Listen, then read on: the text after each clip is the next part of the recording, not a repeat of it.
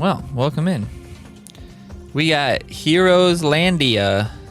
So today we're gonna go to the Jade Coast. No, we're not going to the Jade Coast. I lied. We're gonna go to the Cross Lobby. We're gonna go to the Maple Plains. We have 4 bosses here. We'll look at them right here.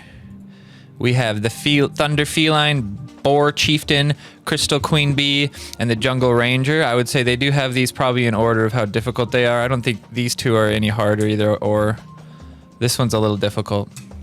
It gives you a little strategy info here. It gives you what gear might be helpful. All the time, the Tiamat stuff is usually pretty good because that's going to decrease and increase how much damage you take. This gives you the drops is probably the more interesting thing. So I have everything from the Thunder Feline except the bow. So I really only have to beat this guy 5 times. The 10 times for the mod ore is good too. But we go for 10 times on each person is really the goal. So we have the Thunder Feline. We have the Boar Chieftain, who I don't know what this axe really does. So we'll see. That might be interesting. Otherwise, this is good. The Windforce, I would say this is probably one of your top things to get early on as far as weapons is the Windforce. It's just got a really good ability. It's a really good overall bow. And then hitting allies with basic attacks restore their HP. That's kind of interesting.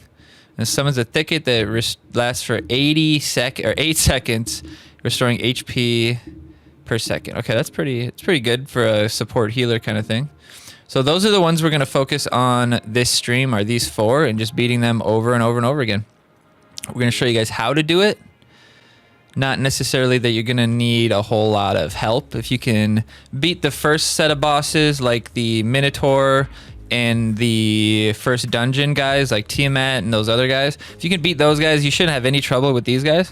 So we're going to start with the cat over here, and just remember, with these things, always stay within the bounds of their little arena, because the moment you leave their little bounds of the arena, they're going to end up healing fully.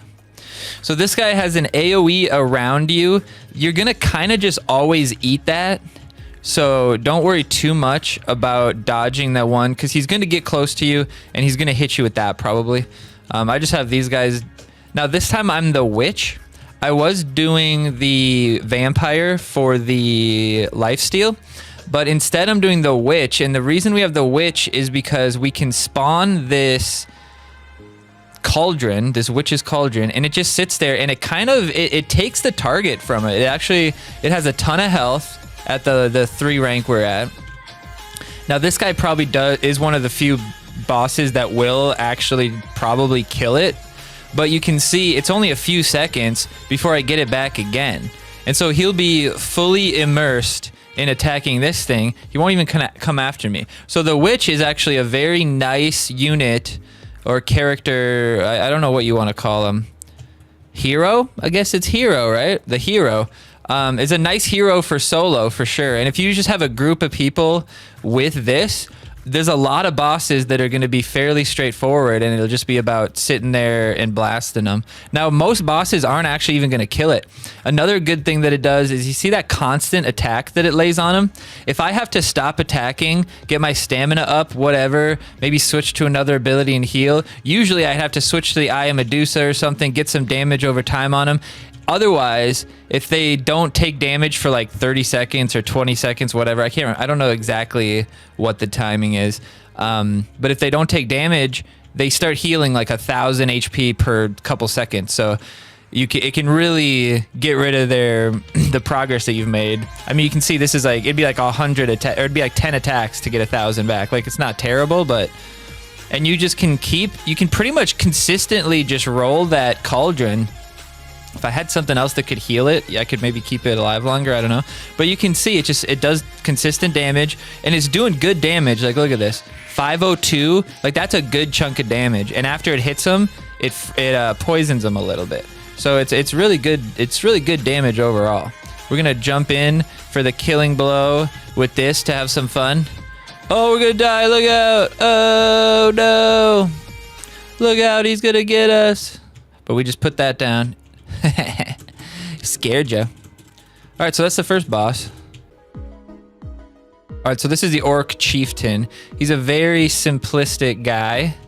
Now we have the Traveler's Boots on, so every time we move, we heal a little bit. That's definitely helpful. We also could put on the Elixir if we wanted to, but the Travelers should be good for these guys. Also, we should be able to put this out, and he should start attacking that. He might be just interested in me, but either way, it's just a ton of damage on him.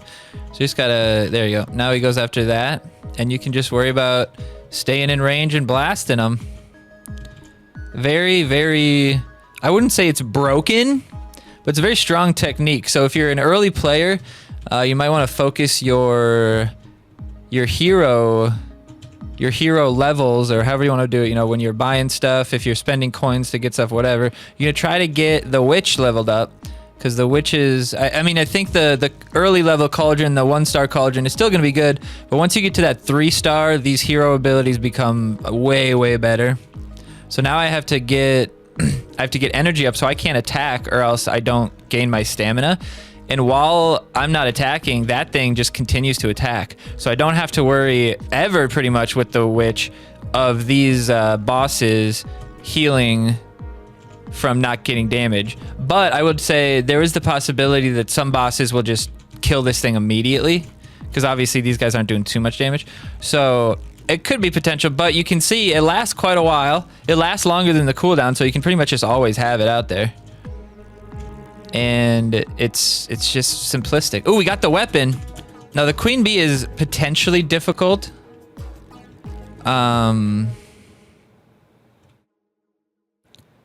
Because you'll see the way he attacks, and it can be like, see this? So he'll send a bunch of these queen bees at you, and they'll just head after you. Now that was kind of difficult with the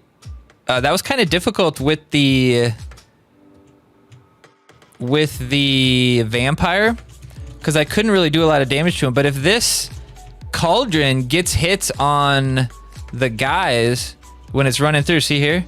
They're not really hitting him, but I think overall it could get some good damage on it, and that cauldron might keep us alive.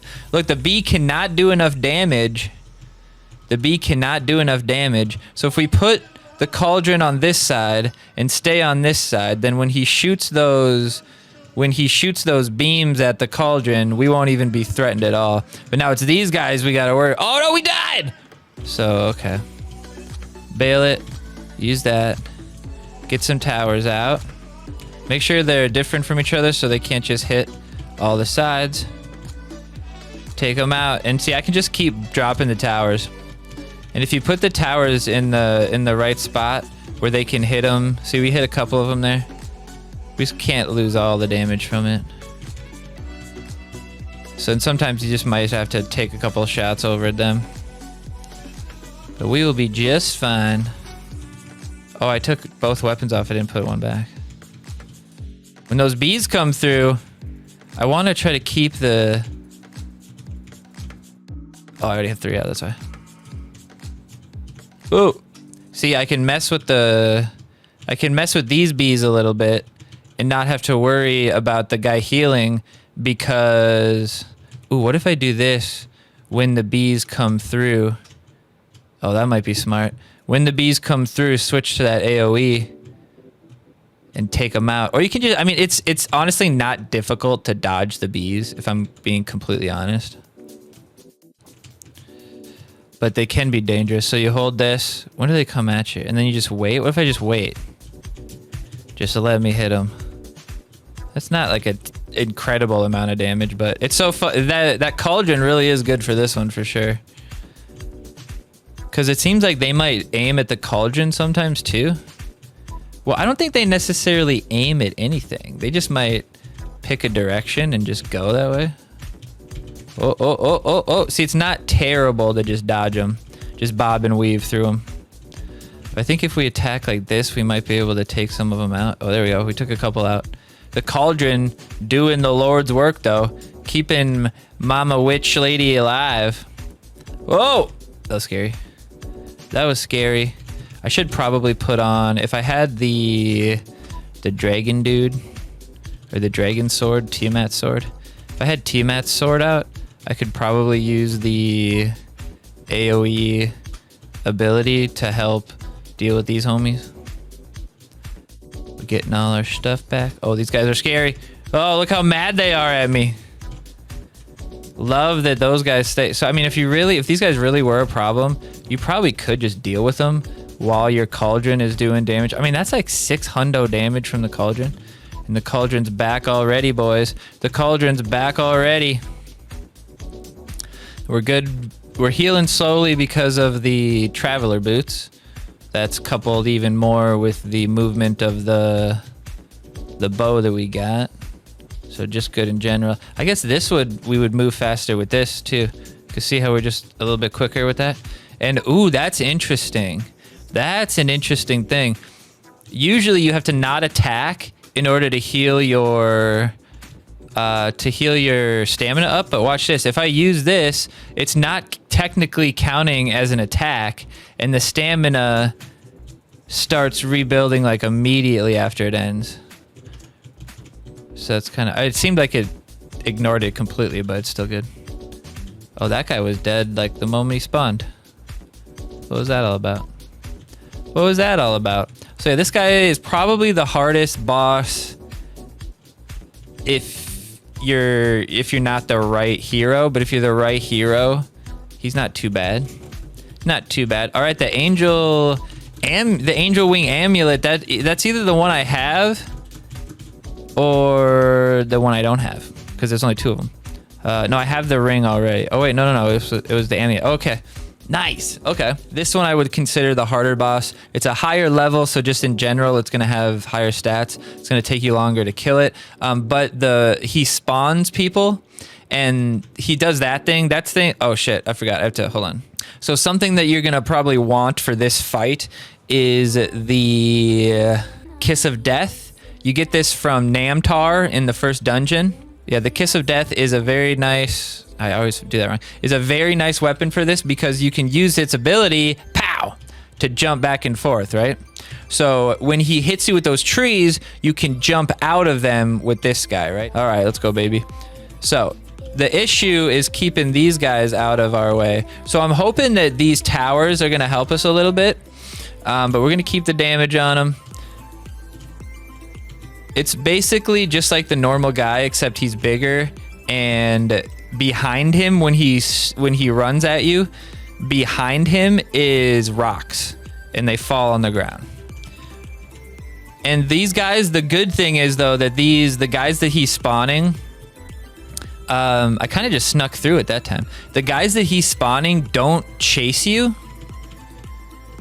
They just sit there.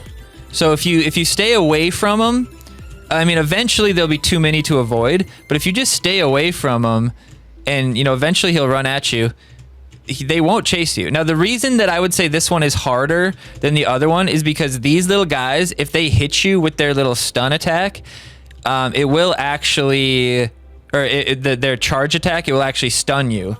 And if you're, not high level with good weapons and stuff, if you get locked into a stun and there's 3 of those guys around you, you very well could get demolished by them, right? And especially if you get stuck in the trees, if you don't have the jump weapon. But that's a good thing about that cauldron, right? You'll see I just got stunned, right?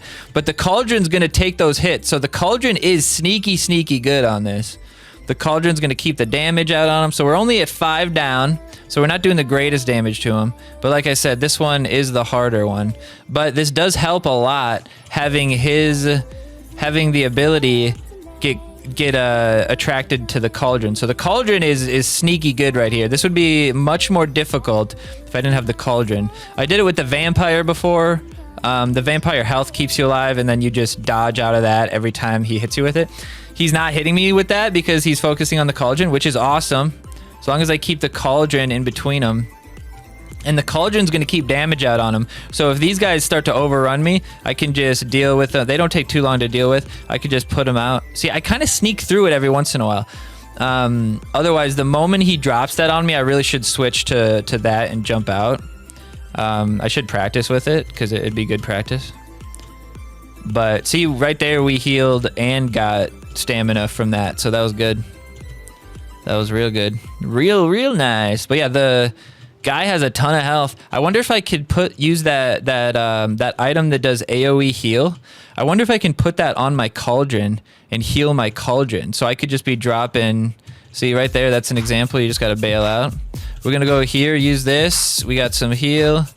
Jump out of there. All right, we're back at it. And every jump counts as a trigger for that heal and stamina. And it's pretty cheap. So I could jump out of there and I could have healed from that, as well as I could have gotten stamina from that. So that can really turn it around if you're in trouble and you're out of resources and you don't have any stamina or anything. You can use that twice, and you could potentially, if it triggers both times, you have 50% HP and stamina out of nowhere, which can be really, really nice. So all you gotta do is just kind of watch and make sure that, you know, if your cauldron does go down. I mean, you can see how fairly easy this is. That was a nice escape there. He was gonna drop a rock on my head. Quad, how you doing, buddy? But yeah, so this build, you're just trying to put stuff that you're gonna use the active ability a lot. If you're running something that you're not using the active ability all that much on, you probably don't want the angel stuff. You want to just focus on other stats. But this build that I have, you know, I can use this pretty much anytime. This can be double tapped. See, I got the stamina there, right? Which is awesome to just get stamina from using that ability. Very cool. Very cool. All right, so that does it. Oh, and we got that heal thing. Oh, nice. That's the thing I wanted to test. Look at that. That's beautiful.